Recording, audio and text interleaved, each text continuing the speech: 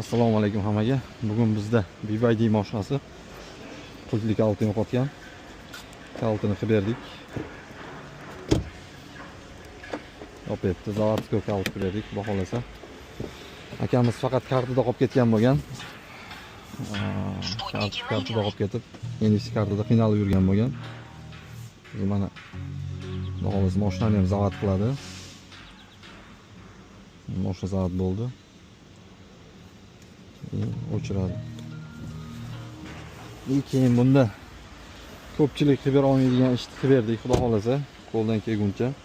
Ko'pchilik kalt qilib beradi-yu, kalt yo'qolgan paytda mexanik kaltini qilib bera olmaydi. Xudo xolasa mexanik kaltini qilib berdik. Mashina qulflandi. Ochildi.